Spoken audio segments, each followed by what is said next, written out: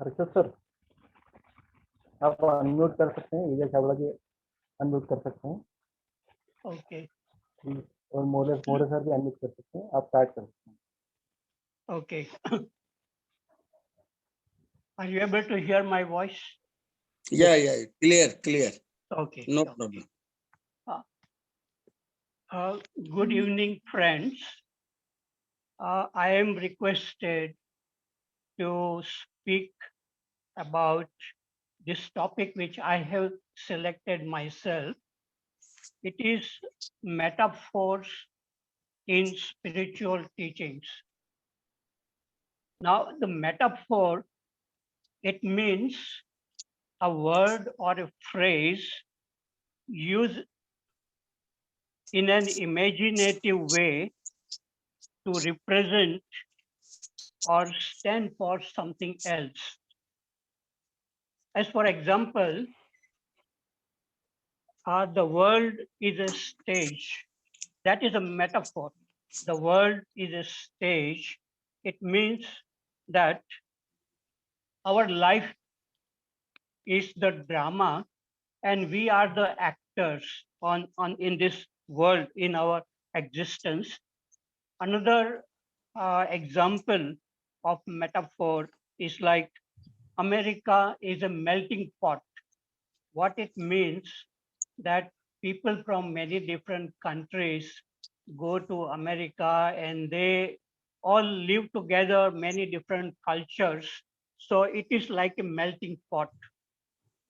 And the other example of metaphor is life is a roller coaster.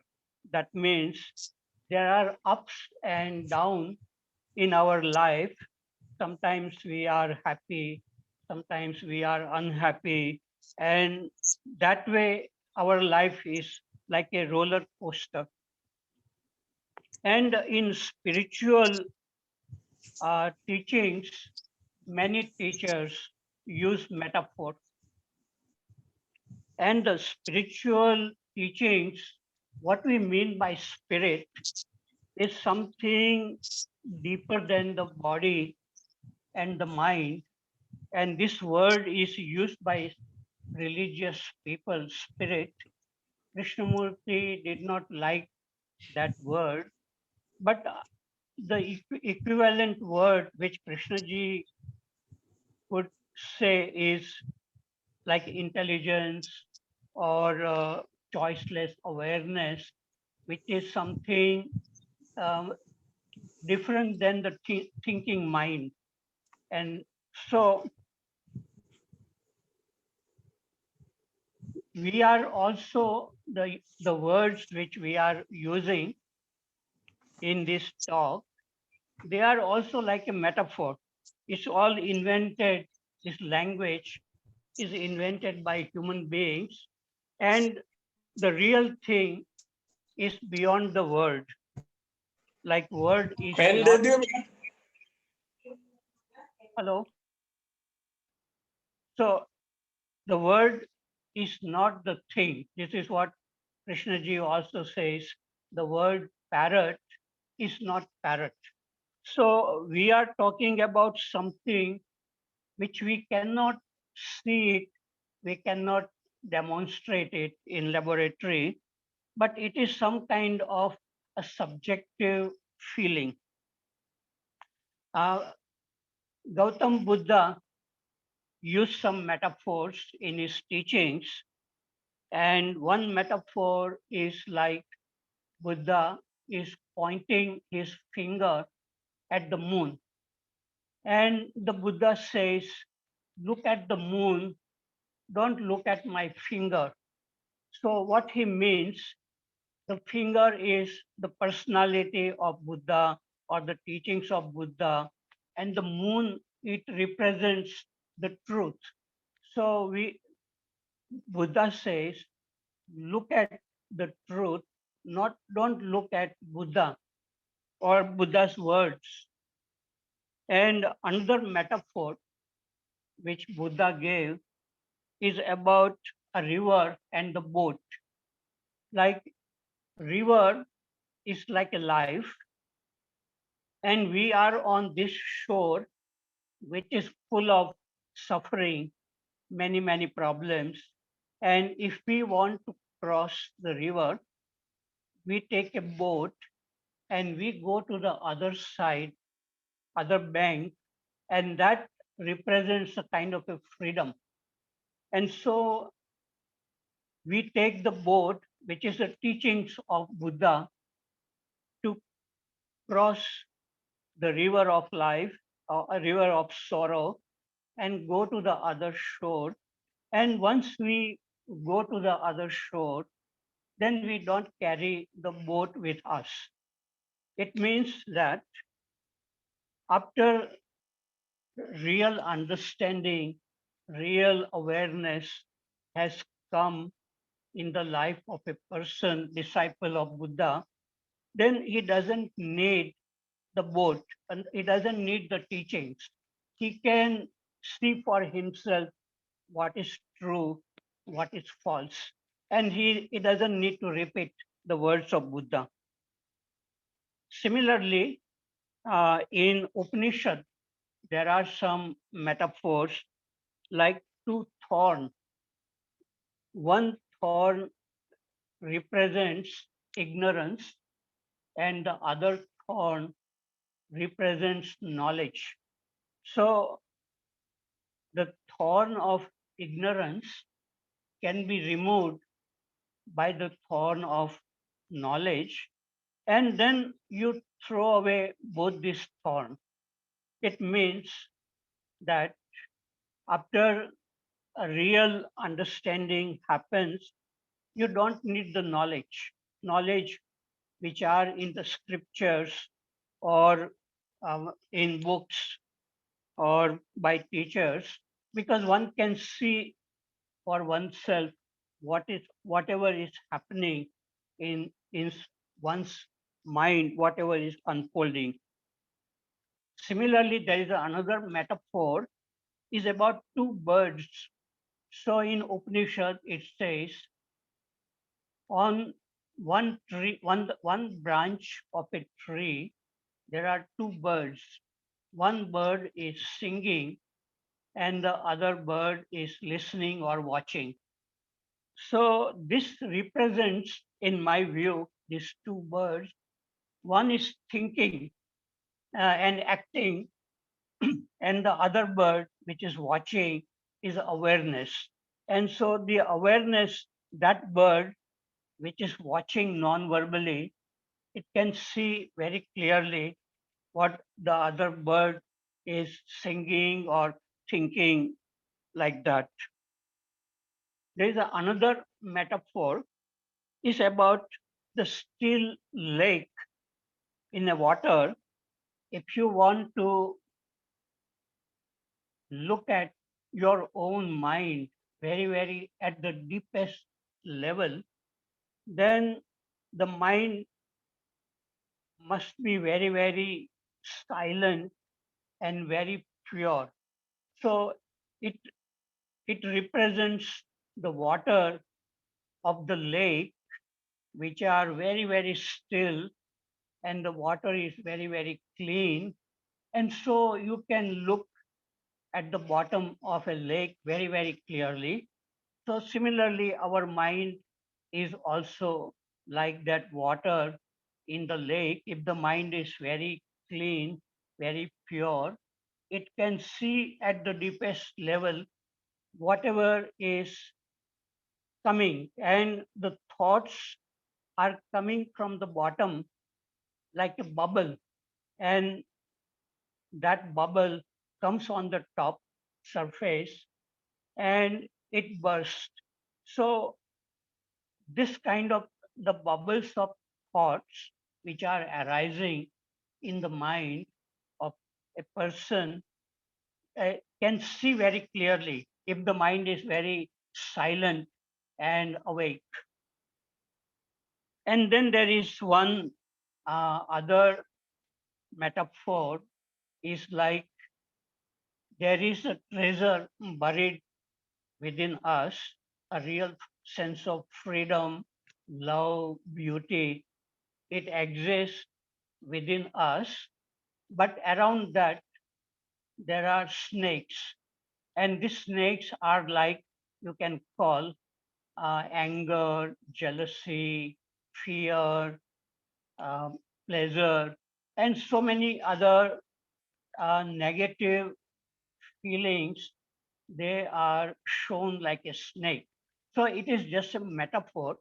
It and if we want to touch the treasure which is buried within us, we need to understand the snakes, tame tame them by real looking and understanding, and then we can touch the treasure which is buried within us. And many people in the past, they have done that, and they have written poems and songs about what they felt in metaphor. And then there is one metaphor is about a beggar who is sitting on a wooden box, and the beggar is begging on the street, and one wise man passes by, and he tells the beggar whether he has looked in the wooden box on which he is sitting. And the beggar had never looked at the wooden box inside. And when he opened the wooden box, he found diamonds and gold. So that is like a metaphor.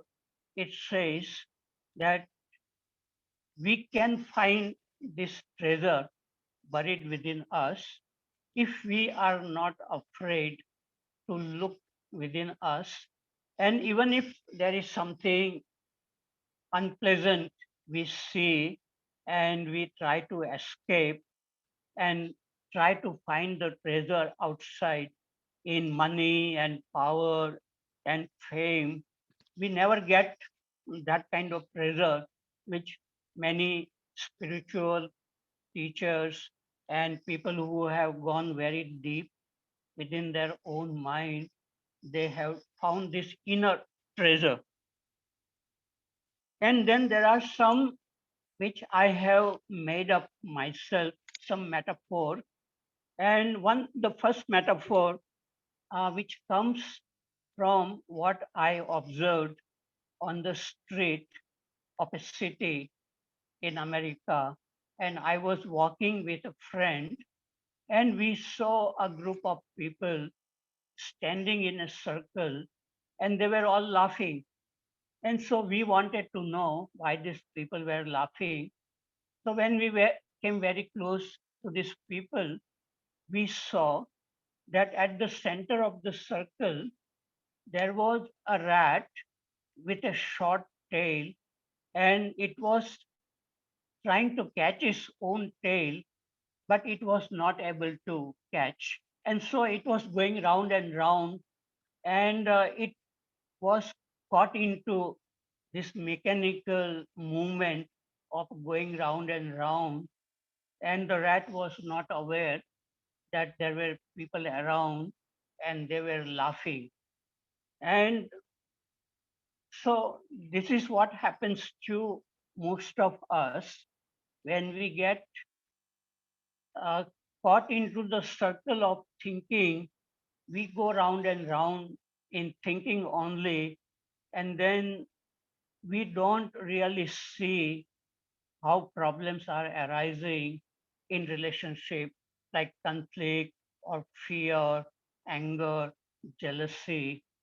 So as long as we are going round and round in thinking, we cannot see the whole thing. And what we observed, that after few minutes, one man in that group, he touched the rat, and the rat moved straight and escaped. So that kind of touching is required in our mind to make thoughts go in a straight line and not create disorder. So that touching is called awareness. A real awareness, when it comes, all the problems which we create because due to unawareness of thinking, they begin to go away in the light of awareness.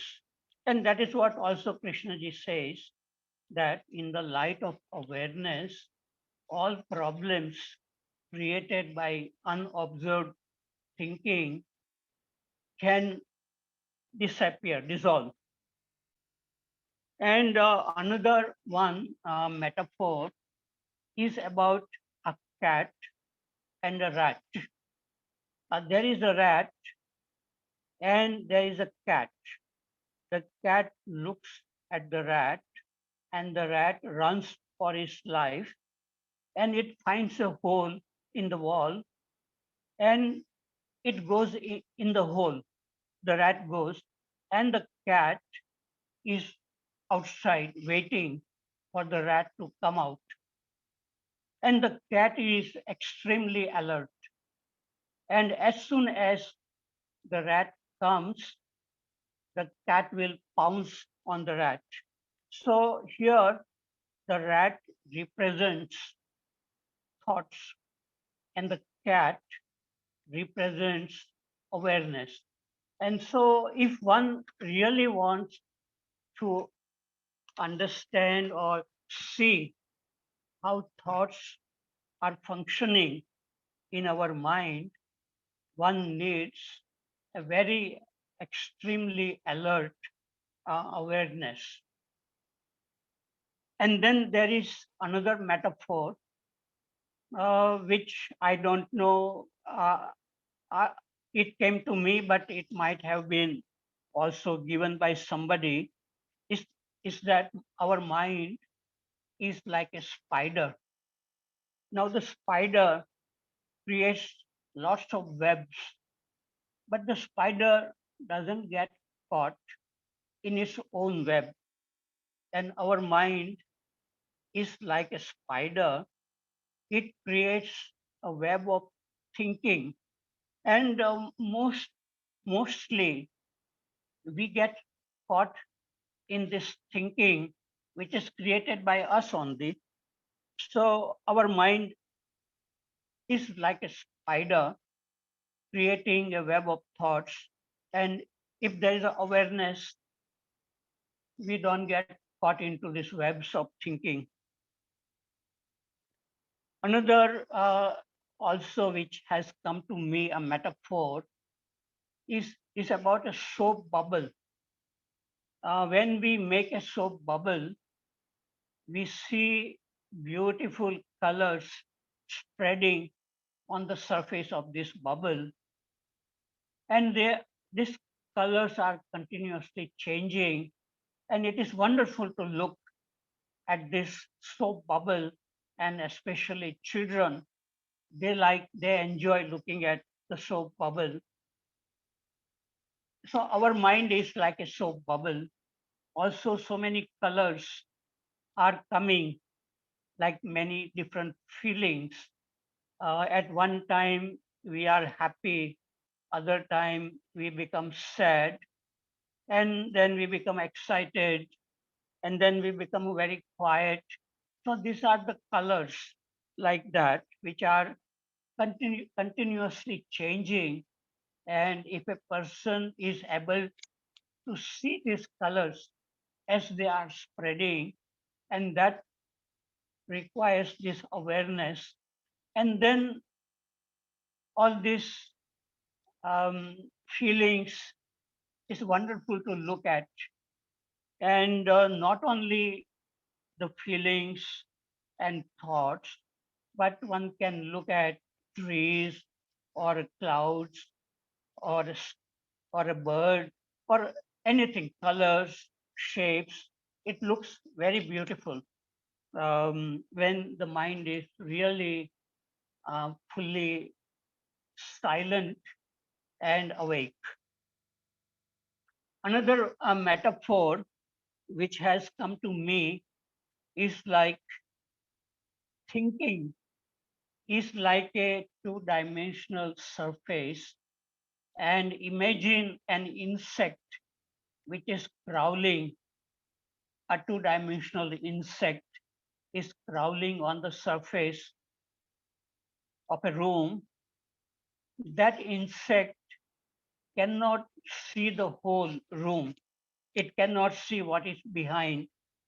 But if this insect is lifted above the surface in a third dimension, then this insect can look at the whole surface.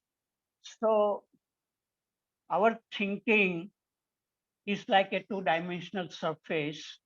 And if we are living in thinking only, we cannot see the thinking very clearly and we get trapped into it. But if by some way we can come out from this thinking and come above the thinking, then we can see thinking very clearly, what it is doing, how thoughts are coming, how feelings are changing. All this can be looked with a great fascination with this awareness, which is in the not in the dimension of thinking. And another metaphor is like a train. If we are standing on the platform, a train comes, we get inside the compartment and the train moves, and then we are sitting quietly, we are not doing anything, and we can look through the window, everything, the trees and the mountains, everything passing by. So our thoughts are also like the train, a train of thoughts.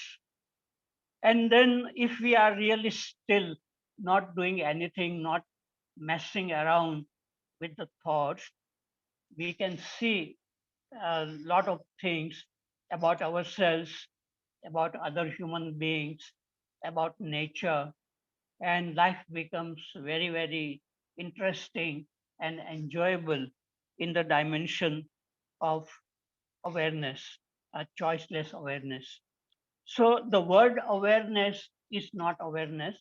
And when it comes in the life of a person feels that something new has happened, a different dimension. And there is a corresponding change also happens in the brain of such a person at the physical level. And Krishna ji gives metaphors like he says, you are the world. This is the metaphor. What does it mean is that what is happening in the world, in other human beings, the same thing is happening inside you. And there is a lot of suffering in humanity for thousands of years, and it continues, and maybe it is increasing this suffering.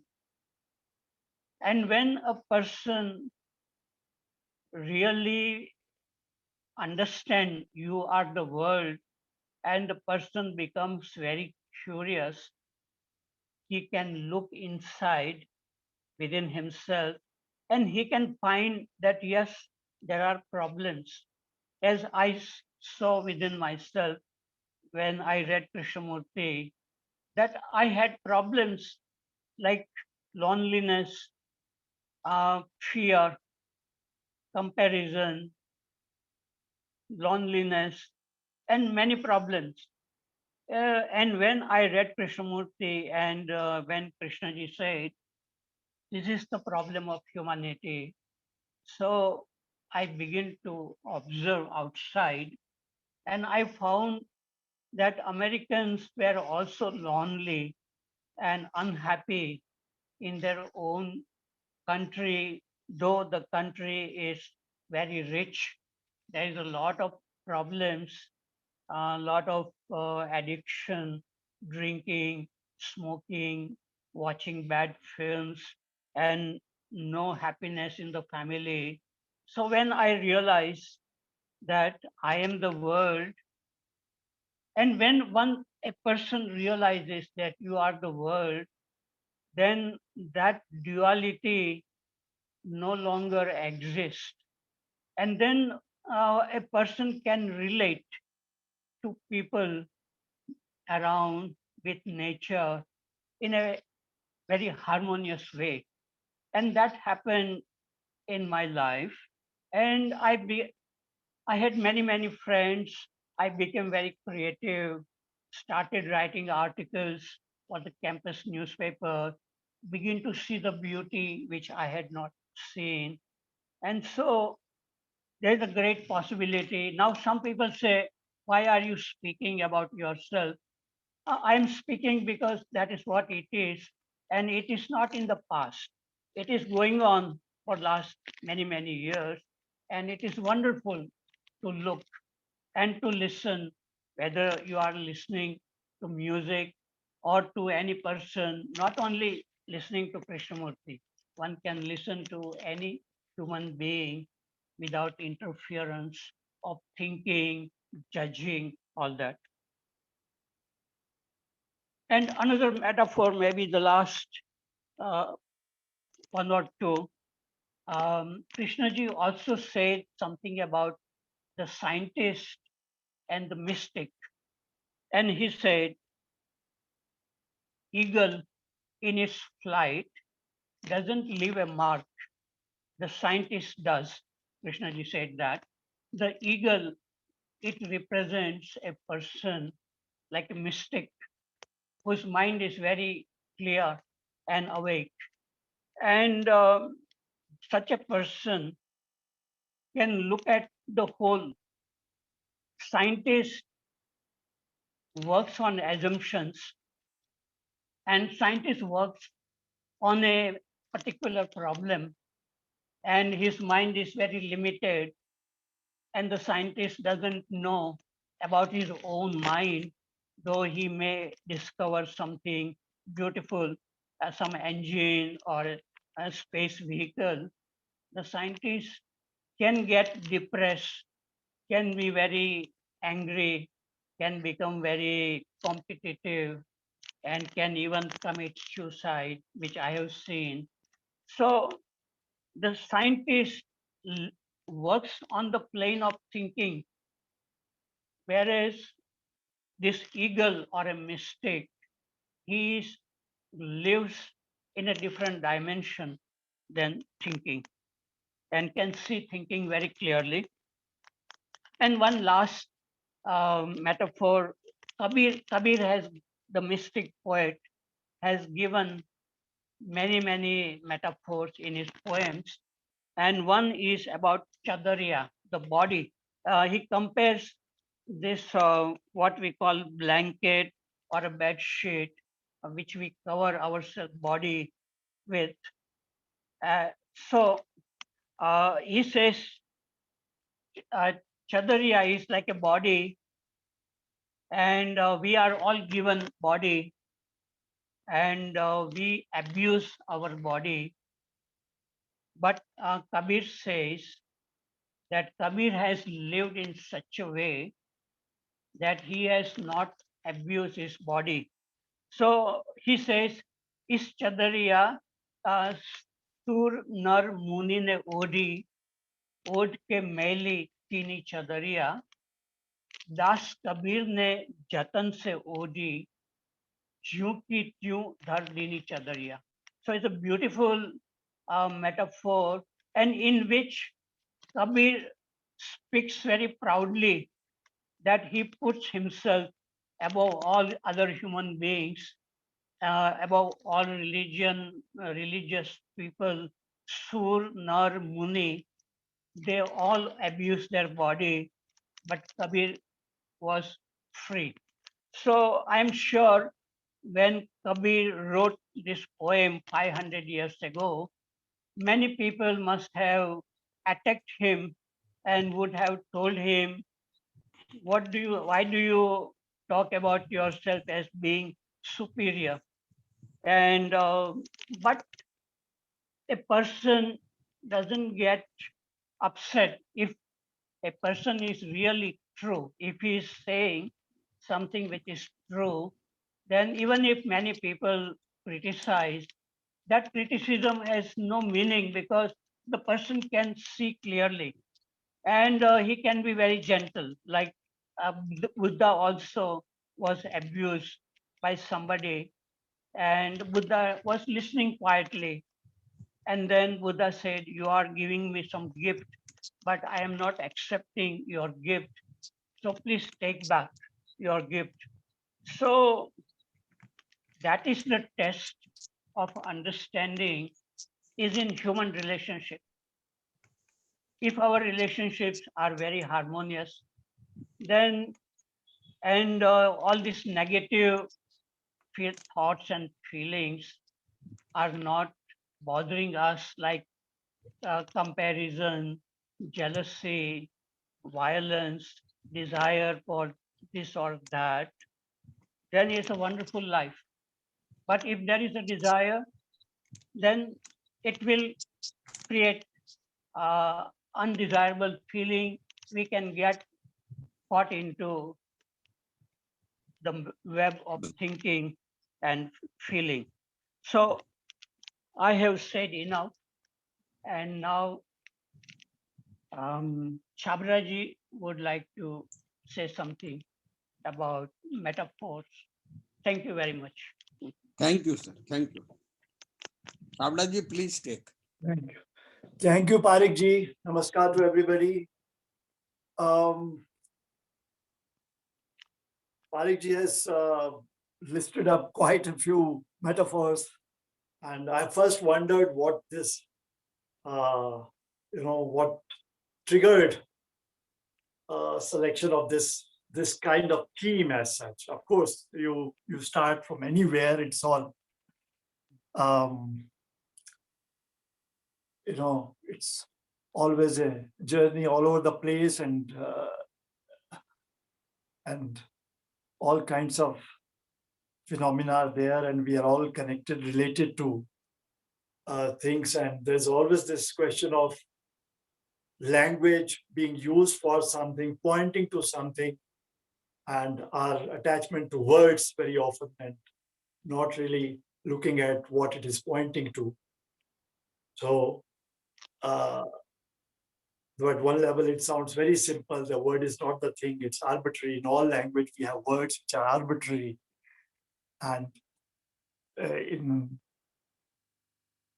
there is often no logic, or not understood, at least, because all words have their history and their associations that keep changing.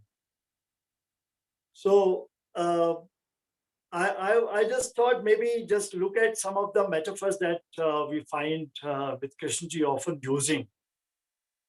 And of course, it's a poetic way of pointing at things when you want to point out something which is neither here nor there, neither, so that one doesn't get stuck in one's binary framework. And it's that the mind wants to cling to words, cling to certain meanings, interpretations. And when there's need to explore, that very need for exploration demands that you don't cling to any word or meaning. You explore, you move, you are able to let go, see, look, and take it for what it is, and in a certain context, but then don't get stuck and then move. So but actually in daily living, one sees that very often it doesn't happen. Hence, all the conflicts are perhaps partly, at least, because of this misunderstanding. And obviously this, metaphors are best experienced in poetry, or in the realm where it's not We are not talking about very concrete things, objects. I just remember when we, revived Uttarkashi retreat in 2009. Then I was there for some time, and a friend asked, "How do you feel in that place?" So I remember I said, the river, we are on the banks of the river Bhagirathi, and the waters are, you see the flow all the time. There's a stream and the water in Bhagirathi flowing. And the river is telling me, don't break your head against anything. Just be part of that, be flow. And the rocks, because it's a very rocky and there are rocks in the middle, and the water generally goes,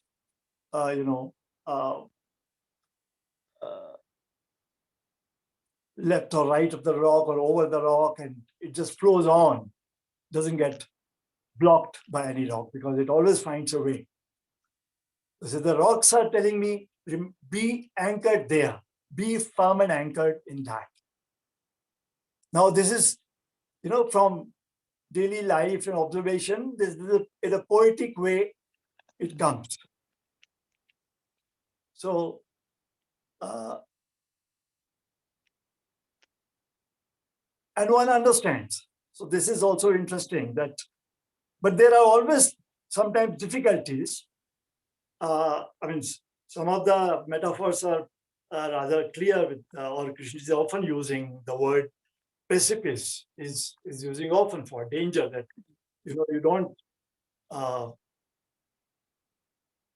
break your head against it, or you don't analyze, you don't, argue about it. If you see the precipice, you move away, you act, and when you are arguing and not really seeing it, then you are finding escapes, and so not acknowledging the fact that you're not able to see it. So, and seeing the danger is acting immediately. So these are certain, metaphors that are being used in the teachings we often come across. And I wonder, maybe it sounds initially, would you say that God may have also been a metaphor for intelligence? No, it was probably not understood. And so we gave it a shape. So instead of seeing it what it is, something dynamic, and neither here nor there, but we thinking wants to put it here or there, so black or white, so it fixed it.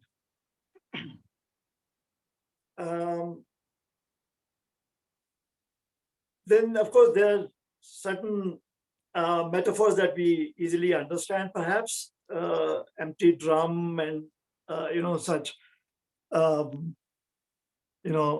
insight. And so insight also has a, it's a, how do we understand it really? When thought doesn't help. So we say, like Harshad Parikh is saying, awareness is that there is a capacity of that possibility or potential, which is, which has a role, which is probably given very little attention. And it dissolves. The thinking takes you round and round, and when there is a spark of awareness, it breaks the pattern. But there are a few things which I thought I would, just take up, where there was some kind of, you see, there is some kind of discussion and misunderstanding. When the word flash is used for insight, there is that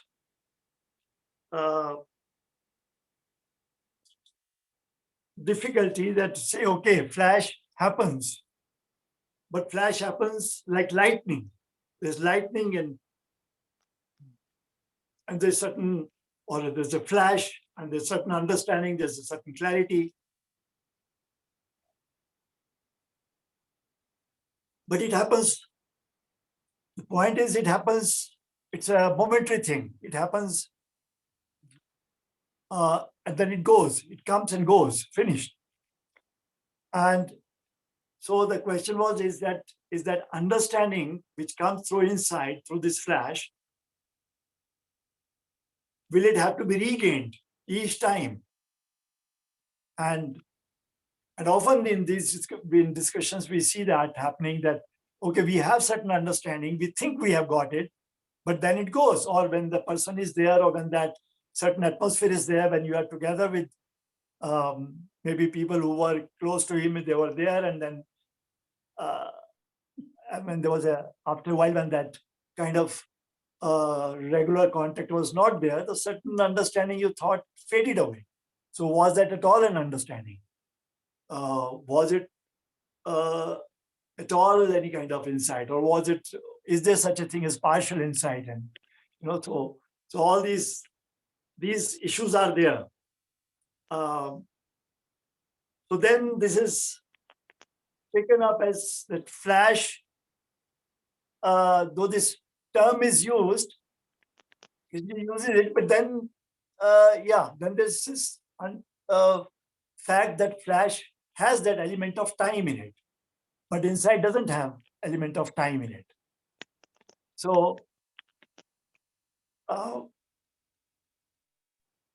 so what is it? What is that flash? Or these are metaphors. So they're pointing to something. So there's nothing wrong with the word, but they're pointing to something. It's only when if we pay attention to what is being pointed out and just look in that direction, then maybe there's a haze goes away. So what is it that is happening there? Is it bringing in temporary clarity, or it is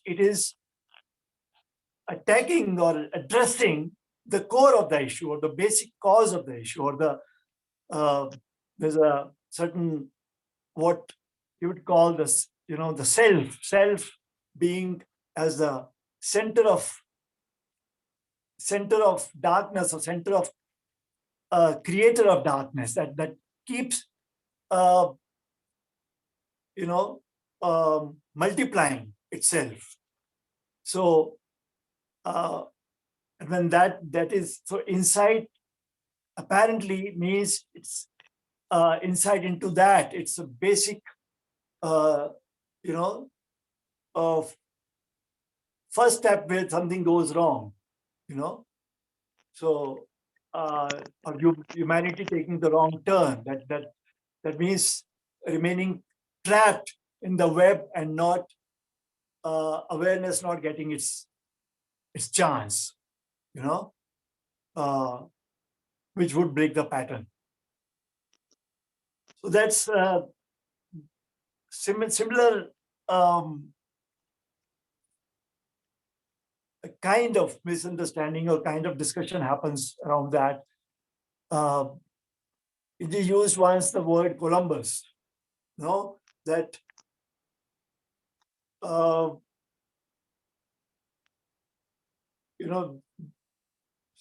scientist discovers something, so you don't have to go on discovering or reinventing it, like we say of reinventing the wheel. No, that's also a metaphor. So so he used that. Now one can see in what sense. I mean, one can just discuss that, or look at it. What is really meant by that? But he did use that word, Columbus. But then it created some misunderstanding, and then it was taken up again. Then he said, it's not that somebody has done the work for you and you don't need to do that work. No. So is it that what is meant was that it's a question, like we need to, it's a question, one can consider it. Was it he used this to point out that, yes, some teacher comes or some voice in wilderness comes and says something, no, or some situation in life teaches you, or there is a lesson in nature when you look around, when you are interacting. Every day there is some lesson, some learning can happen. So something in some interaction, something gets pointed out. So now do we crystallize it and hold on to it, crystallize it and hold on to it as a mantra, or we receive it and it works? If there is truth in it, it works. Is there that kind of that quality of listening to it, that quality of listening to the whispers, to the voice in wilderness, that which means neither accepting nor rejecting, that whatever, if it has truth in it, it works. And we don't come in, intervene, interfere. Does that happen? And what happens when that happens? So there is this kind of analogy was created some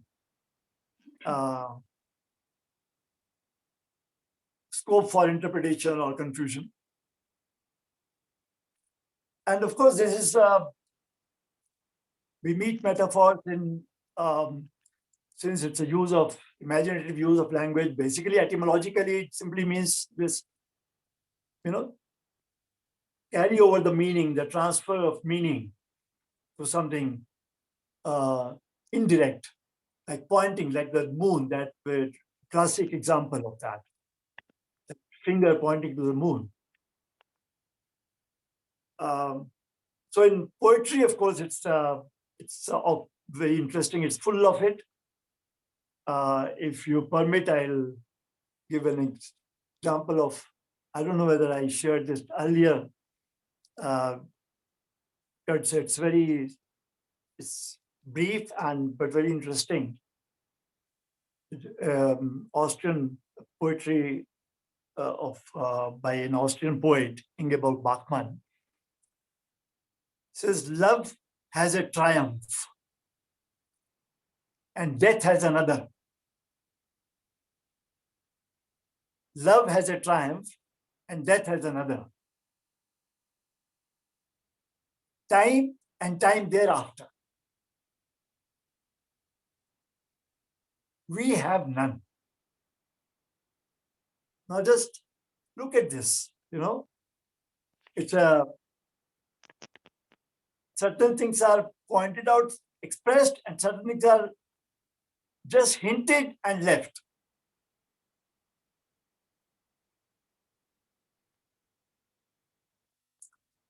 Love has a triumph and death has another.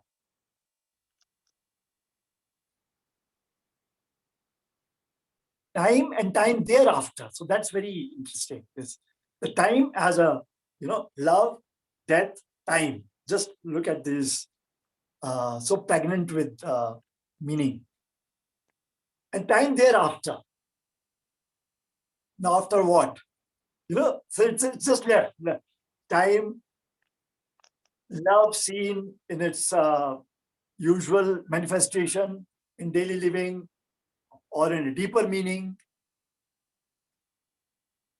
Death, thereafter, time, thereafter. Thereafter seems to be referring to only time or to all the three expressions. So they all have triumph and we have none. So it's a,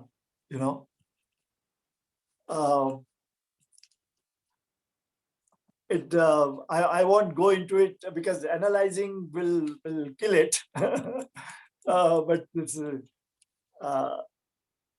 I'm sure you're able to connect to these metaphors. And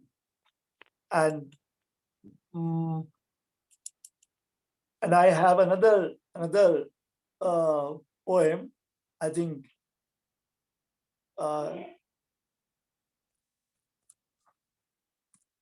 and I'll read it out. This I wrote in '93 when I was conducting a course in translation in Max Verhoeven, and I was the 1-year course, and I was sick for 1 week with typhoid. So that's when it. Now you'll see certain metaphors, there's a certain, of course, it's all in the light of our explorations. When you are bedridden, horizons are stretched endlessly, and yet, as it were, ensconced in a shell, unwilling to look beyond, the mind revolves around itself. Heil ich mich und mein. That's one line is basically in German, meaning I, me, and mine. That's the background music we have. Heil ich mich und mein. Though it may never pronounce these words, but means them all the time, all the same. Facts are tremendous and simple. What happens if you stay still,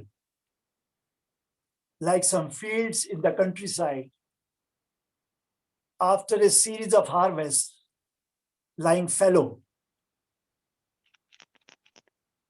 letting the breeze kiss them gently, the sun smile over them, and the rains fall to quench the thirst of the soil and regenerate emaciated life principle, lest the core should be burned.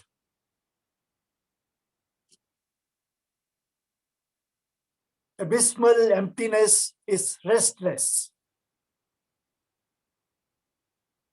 and you wallow in fragrance, but you cannot smell. You wallow in emptiness, but you cannot fathom it. Who cares to smell? Who cares to fathom? Why insist anyway? Fellow is learning to walk straight.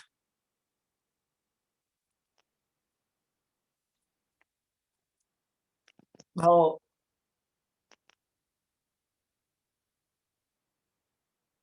if one were to put it in prose, it would come out very differently. If one were to explain to somebody who says, well, I don't understand this, or to a,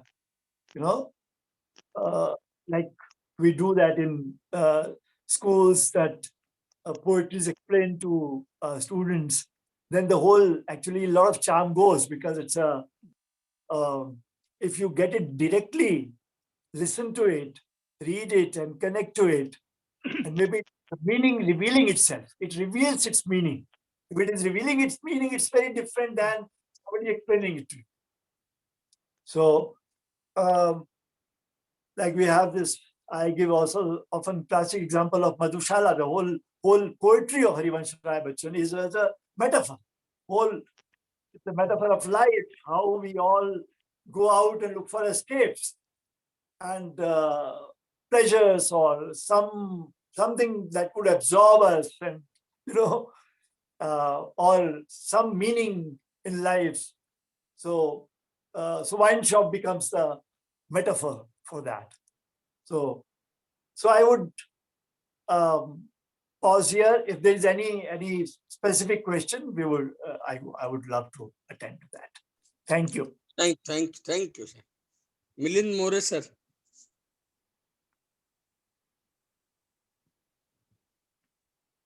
Sir, am I audible? Yeah, you are audible, sir. Okay. Thank you. So at the start, I'd like to thank both Harshad ji and Vijay ji. Harshad ji for the various metaphors that he shared with us, and Vijay ji for the wonderful poem in the end, and also for subtly pointing out the limitations of metaphor, if I understood it correctly. Because when I heard the first time when Sushil ji sent the topic for the meeting today, my first response was quite blank. When I say blank is because in a Krishnamurti forum, the platform which all of us are speaking today, I try to recall if there are any metaphors which Krishnamurti used, because in my understanding of his teachings or my own studies, some of the things which kind of caused me or kind of made me stop and look at things where sentences like flowering of mind or dying to the known or freedom from the known or mirror of relationship, first step is the last step. Now these are the statements which kind of made me pause and look at things as they are. And in that sense, Krishnamurti's teachings have always kind of represented to me a very existential kind of teaching, wherein he is appealing to us with all his senses. I mean, that's what emerges from all his talks and also the books which I have read. So there is a certain value of one's whole being in being involved with what one is seeing. There is a certain holographic quality to it. His talks reveal a lot about the whole while touching upon just a portion of it. There's a quality of his teaching. And also, they have a certain verbal shock value, which can make one pause.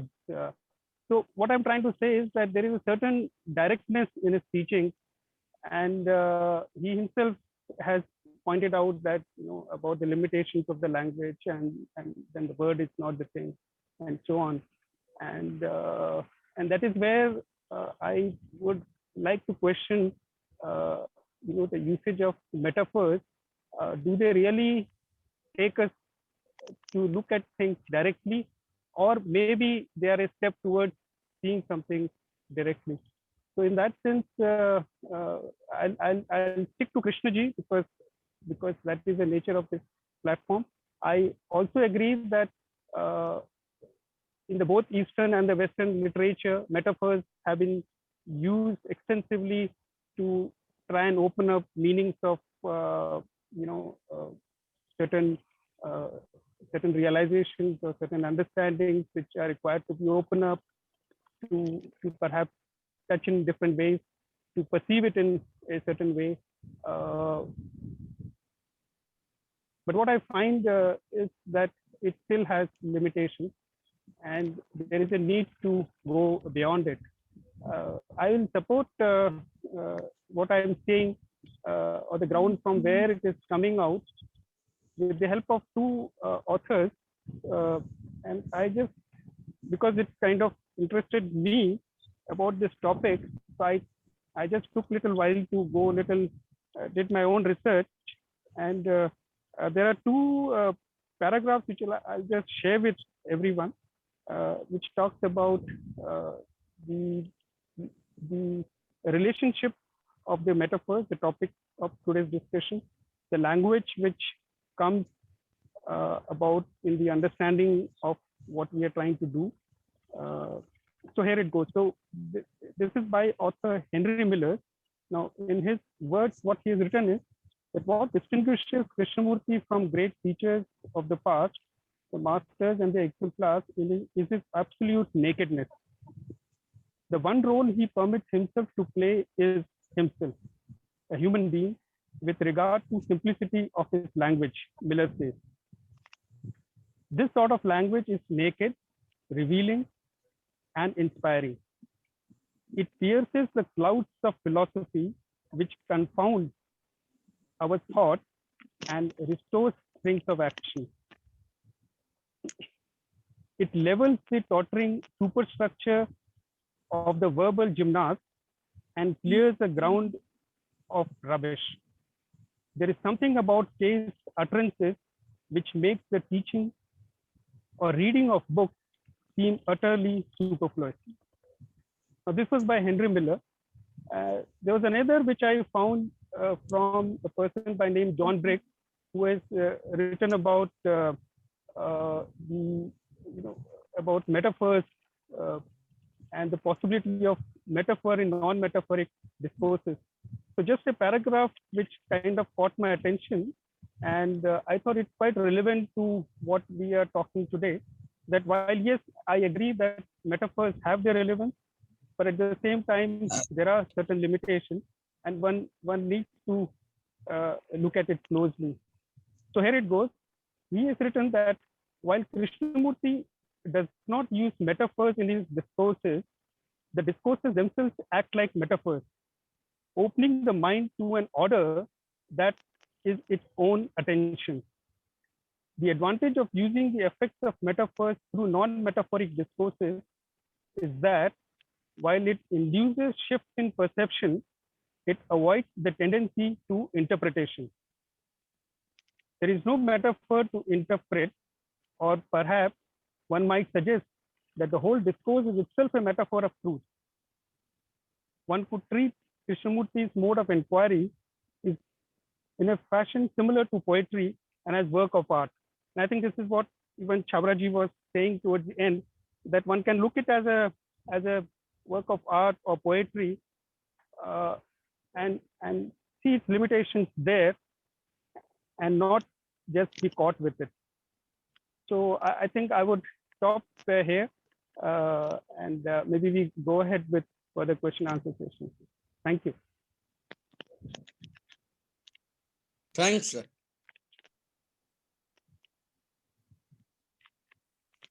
Dinesh Wagmare, please ask the question.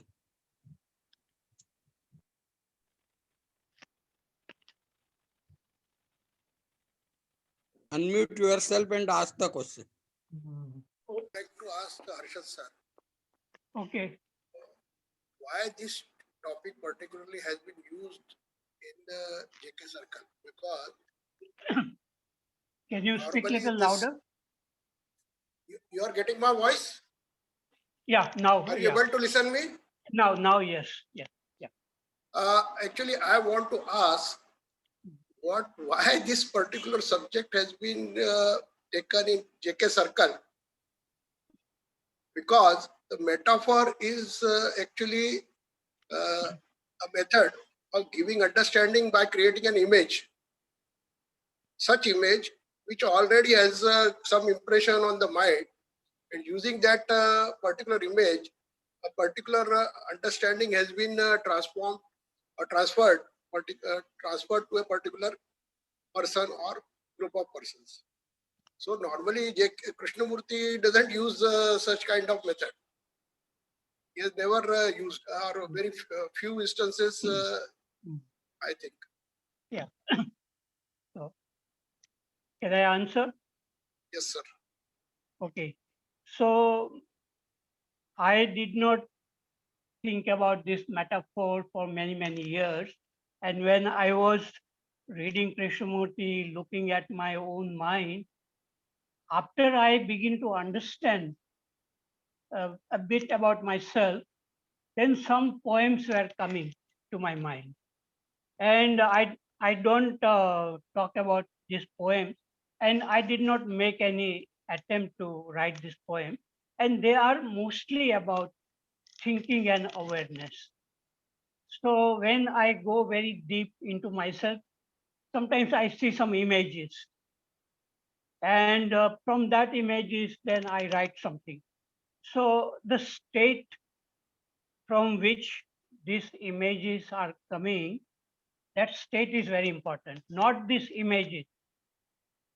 So I think Krishnaji also used to write poems, and very imaginative writing he had. But later on, I think he became very austere. And I liked the commentaries on living, where it is very beautiful. Every sentence looks a like a metaphor. Like he says, the word parrot has blocked you from looking at the thing which flies, Or he says to somebody else, has love become clearer, or what you think about it? So there are certain sentences, and like the one which I said, the eagle in its flight does not leave a mark, the scientist does. So these are kind of lots of metaphor there. And the beauty is not to think and explain, but really feel it in one's life. And then if there is something is coming naturally, you can express it. But all these words, even the words of Krishnamurti, if we make concepts out of it and talk about that, it it is intellectual knowledge. So I would give a lot of importance to be silent, to look inward and see whatever is happening. If there are some images coming, either you don't do anything about it, or if you want to write something, like Krishnaji used to go for walks in nature and he used to observe everything. And then he was coming to his room and then he would recreate what he saw. And he was writing very beautifully, whatever he saw, minute, small things. So this kind of writings, it attracts me very much, especially commentaries on living, not his dialogues with people, with intellectuals and scientists. It doesn't attract me much. But when Krishnamurti writes something from the depth of his own, like in the notebook or the journal or commentaries on living, it's wonderful. And we can also feel what he felt, And so there's a beauty in that. So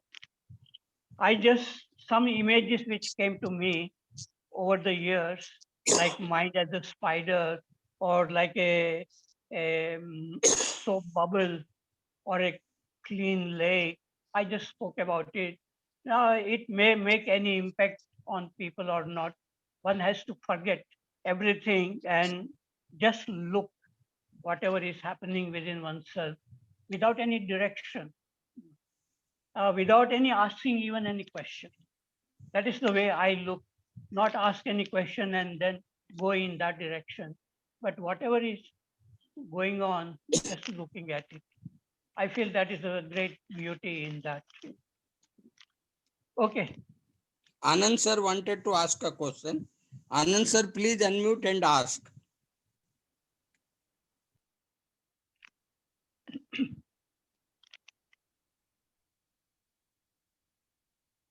Uh, yes, sir. Can you all hear me, sir? Yes.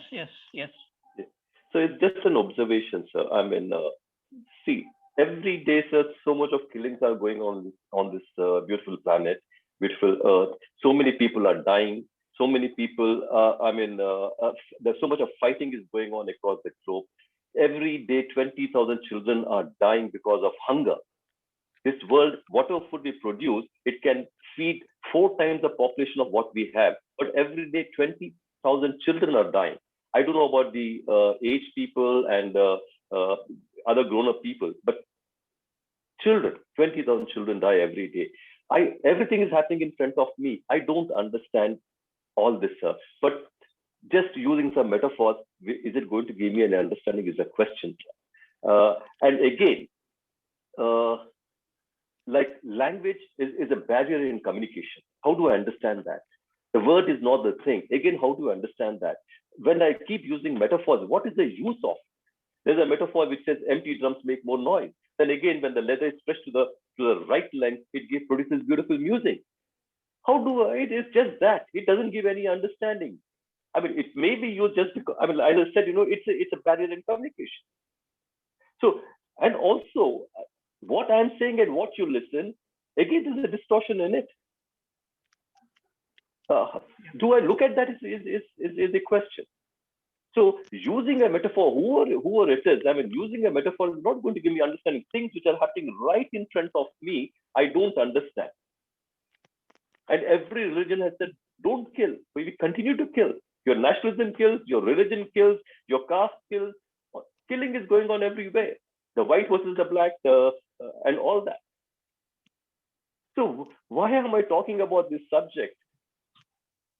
Someone raised this point. Yes. This is my observation. We can justify, we can rationalize it. I mean, it does not make any sense as K also says about it. Over, sir. Thank you. Okay. Yes. The basic thing is not to make a problem for ourselves when we see lots of problems in the world, like you say, 20,000 children are dying. Sir, And I if am I not worry, making it a problem, sir. I said we don't okay, see it. yeah, Because yeah. if I don't see it, you say it's a problem. No.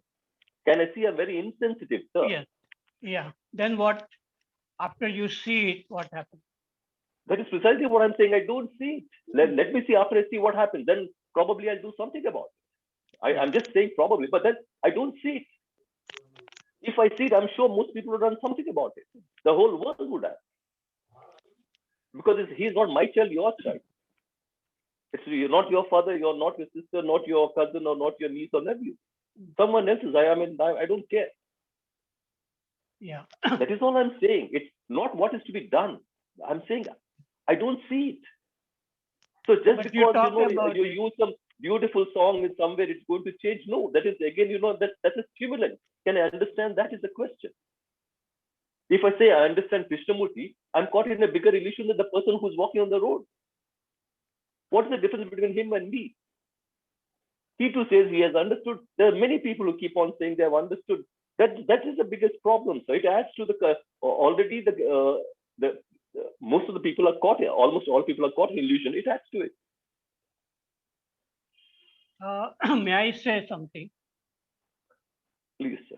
If you talk about what other people are doing, how that can help you? I said I don't see, sir. I don't see what's happening But right you in front talked of me. about it. You talked about it that I have said, 20,000. yeah, that is a news what I read every day. You please check it out. 20,000 children are dying every day of hunger.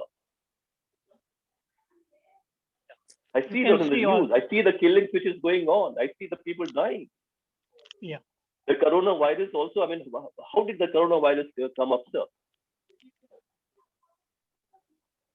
Okay, sir.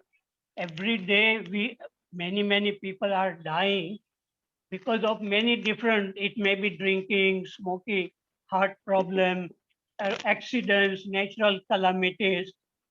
What do you do about it? Sir, that smoking and drinking is not going to destroy the planet, sir. You and me are causing much more problems than person who smokes and drinks.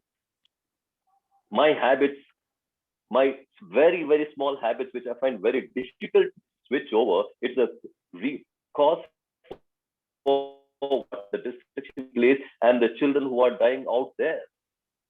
It's our greed. It's yours or mine. Whether it may be for money, it may be for knowledge or philosophy or whatever it is. It's a form of violence. The more and better is the reason for the unhappiness or unpleasantness or suffering on the planet. Do I see that is what I'm questioning, sir? That's about all. Yeah. Do you? You said you don't see it. You said I don't see it. So I like to know about you. What do you exactly do? You just raise the question for other people, or what do you do? I'm sharing what I see, sir. I'm sharing. Yeah. I give you a fruit. All right. You take it and eat it. You don't say, why are you giving it to me? And if you say, I know, tell me the taste of banana. Tell me the taste of pineapple. Tell me the taste of mango. You have eaten so many times. What is the taste of? Put it in line. Communicate to me, sir.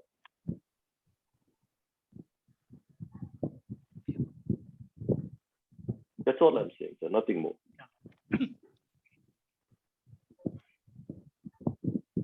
I don't Mr. want Shankar to has asked talk some all the questions, time. Parekh. Yeah, right. Parekh, sir. Yeah, yes. Shankar wants to ask something. Sure. So, namaste everybody, and Namaste. I have a question to Harshad ji.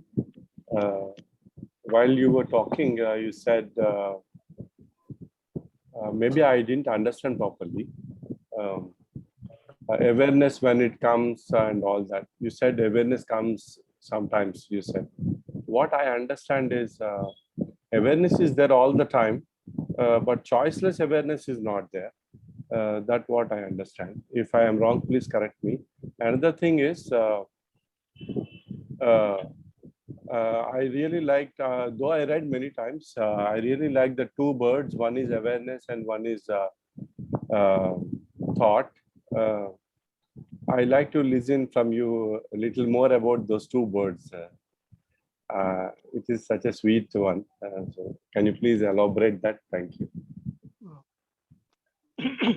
No, I don't have much to talk about the two birds, but to me, this is thinking and awareness. That interests me very much. And what I am saying is that this awareness is not in the plane of thinking. And generally, this awareness is hidden in most human beings under dense clouds of thinking. So we are going round and round in thinking only, and we really don't know what that awareness is. But if there is a discontinuity in our thinking due to some meditation, or there is a gap between two thoughts, then that awareness, which is hidden below, it can come through the gap and it come on the top, and then it can see what the thinking is doing. And that is a very beautiful thing, to just observe whatever is thinking without trying to do anything.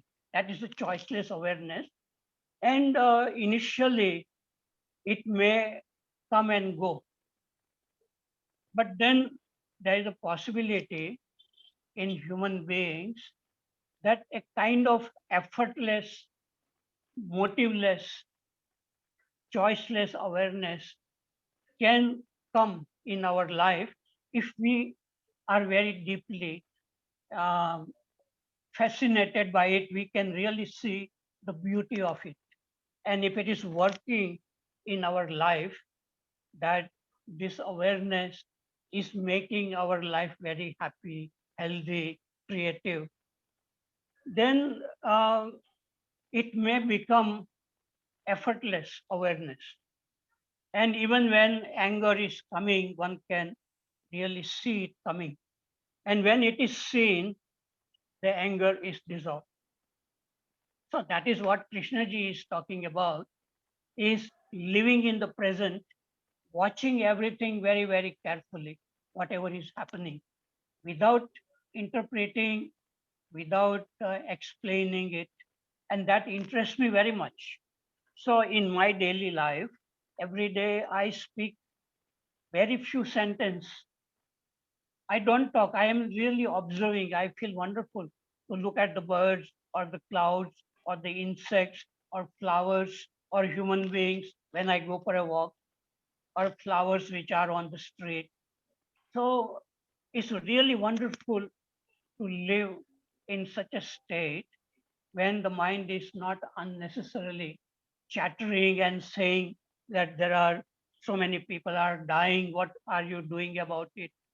One can do it also for that. And some people write to me, they want donation for children and for their health, for their education, and I give donation. But I don't make it into a problem and say that, oh, how how I can live with happiness when the people are dying on the street or in wars. So this interests me, is this choiceless awareness. That is not chattering in the mind, sir. That is not chat. What I see, what is happening is not chattering. You are again you are using words. All right. I understand. Not many people, however brilliant they are, they cannot do anything about it because they're not interested. They're in the comfort zone, going out in the park, watching the trees, watching the birds, watching the bees and things like that. Because that's a habit I've got used to. It's a stimulant. Do I see that is a question? I don't see the cow which is lying on the road. I say it should not be there. What happened then, sir? Where was the awareness? Why was the cow lying on the road? Why is the vehicles run over it, but still, I mean, people don't care about that. I complain about that. Do I care about it? If it comes and sleeps in front of your house, you will chase it out. If it sleeps in my house, I will chase. My neighbor will chase out. Where is it going to go to sleep? Have you ever thought of it, sir? It's not chattering which is going on in the mind. Okay, do I see No. that? What's happening right in front of me? Yes. So if you have seen the cows on the road. Not if I have you're- seen, sir. No, please listen. Listen, no. If you're using You are if not means to, listening. I have seen, sir. I've seen it every day. I've seen the cow on the road. Yes. Yes. So now my question to you is, what do you do about it? So you have not listened to me, sir. I have told you many times, and people get fed up of hearing it from me. I don't touch anything which comes from any animal, whether it is a bee, whether it is a cow, or anything, whether it is a silk shirt or my shoes or anything. I don't touch any sweet. I love sweet. I don't touch them. For a couple of years, I have not touched them. I'm not trying to praise myself. And please don't say I'm angry, because Krishnamurti also spoke with passion, and some people said he was getting angry. He was violent. They also said that. And Krishnamurti also did get angry also. So what kind of a human being are you, sitting there right in front of me and yawning? He did say that. But again, Mm. I can't just hold on to it and keep on repeating. Every time Krishnamurti spoke, there was passion in him. He was not being violent. Yes. The moment if I say I am violent, then can I see that violence in me? He's seeing the violence out there. Yeah. So you wanted an answer, sir. I've answered it. Okay, this is what I have done. Okay, so the cow, when I see on the road, I know why it is there, because you and I drink that. When I can't stop by a small thing, that the taste buds, which gives me so much of pleasure, I'm talking about enlightenment, awareness, understanding is what I'm questioning, sir. Yeah. But What the is so cow great? Sir, I would repeatedly like to, sir, I would like to say something. I want to understand what exact question of Mr. Anand is, because I am not trying to understand. I am not able to get the exact question. What is your exact problem, sir? I have no problem, sir. I was only questioning when I said that killing is going on every day, so much of violence going on every day, which I see, but I don't do anything about it. So how can a metaphor is going to bring about a change? That's all I'm saying. Sir, it is very clear. There are two things. One is worldly affairs, and another is spirituality. What we are talking. If you want to do something in worldly affairs, if you are having capacity, you can do that. As Harshad sir said, if you can give the donation, give it. If you can't give the donation, don't give it. Why are we discussing or? Sir, that question was put, sir. You must follow the entire conversation which has taken place, sir. If you catch on to one, what I have done, I understand 99.99% cannot do. I also have understood that, sir. We may talk about enlightenment, getting God and seeing God and all that, but I can't do simple things in my life. I have also observed that, sir. I have observed. I'm not talking about the others. He asked me a particular question, I answered to it. He says, what are you doing about it? I said, I've answered him earlier many times. You all know about it. Again, he keeps raising the same question. So I have to repeat. I told him also, I'm repeating it. I have not asked my wife and children to stop it, sir. I'm not going to ask you all. I understand that. What is essential is that I need to change. That's about all. I'm sharing it with you. You all can throw it. You all don't want to. You all don't have to accept it. I'm just sharing it. That's about all. But when you are asking me that question, and when I tell you that again, you are questioning me on that. Over, sir. Over. I'm sorry if I was forced to answer that. Yeah. No, if you are doing the right thing, you should feel happy about it. Sir, But you are right then, agitated. You are agitated. The Sir, way you are speaking. Sir, you are a as if you are- Krishnamurti reader for nearly 50 years, sir. You are saying, if I have done the right thing, sir. Sir, please, sir. You have been with Krishnamurti institutions for a very, very long time. I respect that.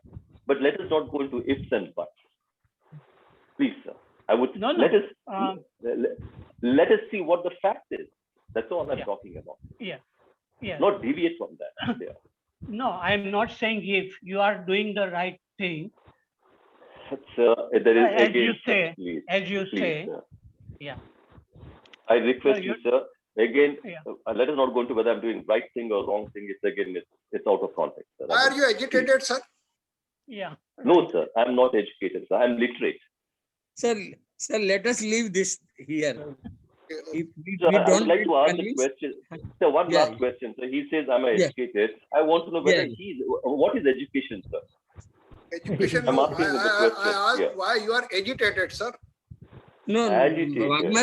Wagmare, let it be answered by Harshad Parikh, sir. Then we will take you. It is already 7:29. Only 1 minute is left. है ना? So So with please, all humility, sir, let I'm answer. not agitated. I'm not angry. Okay. Sir, Now, you need not, yeah. you need not to answer. Anand sir, you need Right, not to sir. answer. Harshad sir Okay, is sir. All answering right, your sir. question. Harshad sir is answering your question. Please, Harshad sir, conclude. Yeah. Conclude. Okay. No, Can I am say not a few words answering. before we. Yeah. But Yeah. your observation you can give. Okay. I would say that yes, there are problems in the world. There has been there. We can do something if we are able to, but to make ourselves get agitated about it and think that everybody should do that. And if everybody is not doing, then I am very unhappy. No, if I am doing good, I should feel happy about it. I should So you're smile putting words and into I my point mouth. out. I have never said that. I am repeatedly telling you, I've never said those. You're putting those into my mouth. I told you I've not asked my two sons and my wife, my sisters and brothers. I've not asked them. Now you see how you're putting words into my mouth, sir. Sir, you are highly educated person. I'm using the within quotes educated person because I differentiate in literacy and education. He may be double PhD, maybe a Nobel Prize winner. They are literate. They're not educated. Okay, so in that sense, I mean, let me clarify. So you're putting words into my mouth, sir. It is, why should I be angry, sir? Then I should be angry with my wife and my children. I'm not angry with them. I've not asked my wife. I can ask. I've never asked my wife not to eat. I mean, she can vouch for me. When I was just about 5 years old, sir, one boy younger than me was killing ants. I just smacked him on the head and said, "Don't do that." I was staying in a boarding house those days. That lady, Mrs. Magnus, called me when she heard that boy crying. "Why did you hit Vijay?" I said, "Mama, he was killing ants." Okay. He said, "So what's your problem?" So I said, "He can't kill ants, Mama, because he can't give life." This I did not learn this from Krishnamurti, sir. Please, I did not learn this from that boy Vijay Reddy is still alive. Okay. When you come to Bangalore, I'll introduce to him. Today he doesn't even kill mosquitoes, he said. So these are I'm telling you because you are asking me, sir. Yeah. It is nothing to do with Krishnamurti, and I'm not told anyone not to kill, not to eat. I'm not saying that. When you put a specific question, I answer that. May I Sir, final comment from Arshad sir. Final comment. may I say a few words? Then sir, Milind More has to say something. Yeah. He Okay. wanted Sorry. Yeah. Please, Milind More, go on. No, He has raised his yeah, hand. I've been yeah, sorry, I've been listening to both Anandji and Harshadji. Both are right in their own place in questioning things the way they are. I feel that the importance of social action, which is what Anandji is hinting at, as to what is one able to do or what one can do or why one is not doing it. What is important to be understood here is that social action by itself is required and it has its place.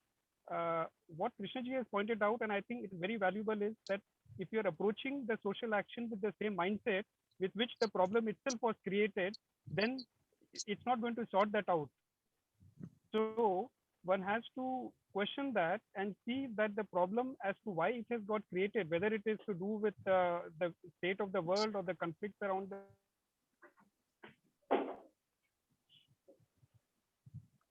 Yes.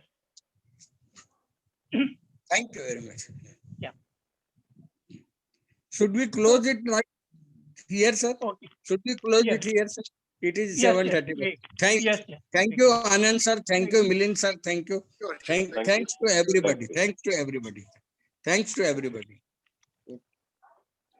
Thanks, Chabda sir. Thank you.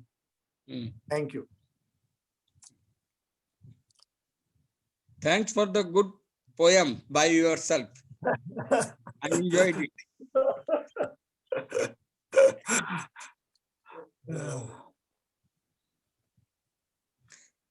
Sir, on Sunday we have got a lecture by Professor Krishna on the subject Future is Now. Everybody is requested to attend that. Everybody is good. requested to attend that. Professor Krishna, the future is now. And next Thursday we have got a subject by Chidananji on topic is simplicity of psychology. That is also a very good subject. And Chidananji is a very good orator. So all are requested to join that Thursday meeting also. And I am very much happy with this meeting. Thank you very much. Thank you. I'm happy to see that Mr. Anandji is laughing. It's really, really, I'm pleased to see that Mr. Anand, you are laughing now. Sir, all my friends say have a great smile, sir. He has got, And all my I have friends already also said say, he has got his own style. You have got your own style. Yeah. I have got his own style. I too have got my own style. Yes, And that is the framework in which we work. So sometimes we are No, right. Sushilji, I am also asking in a way Mr. Anand speaks. Why Yeah. I can't see, why I don't see that I am the creator of my problems in the world. Definitely. You are the creator. Definitely. No problem about it. We create problems. Why don't I see? Can I that's see? exactly what I'm saying. Can I Yes, see that sir, I am the creator of my problems? If that you is what copy I'm saying, sir. That's him, what I'm saying. if you copy him, you can't copy. It's a copyright of his own. Just I am joking. He has got a copyright of questioning. You don't Sir, we have are- copyright of that. Jain sir, we are enjoyed- not at all overriding his copyright, sir. Yeah. We are Sir, here to, sir, we are here to establish uniqueness of Yes, each person. Uniqueness Sir, is to be established. Sir, Maybe- learning takes place only when you question, sir. Yeah. I know very well, Anand sir. I Yes, know it sir. very well. I understand that also. But True. people can't stand by it. I understand and I stand by it.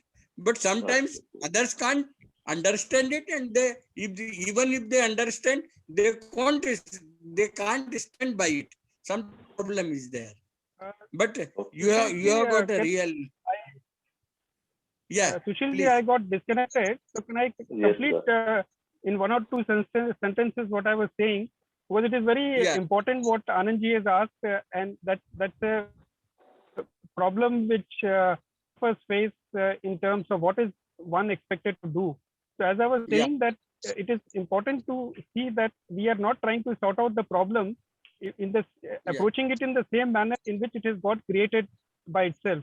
So Yeah. so in that sense, Krishnaji is pointing out is very important to understand about Yeah. understanding the nature of mind which has created this problem. And in understanding the nature of mind which has created the problem, there is a way which gets shown up by its own energy to find a solution also. So Yeah. in the question lies the answer. In the problem Yeah. lies the solution. Yeah. And if one sees that, then it becomes little clear at least. I hope I'm able to convey something. Thank you. Yeah, definitely. Definitely. Absolutely. But there is no life without problems, sir. No life without problem. Absolutely. True, sir. That's a fact. Big truth.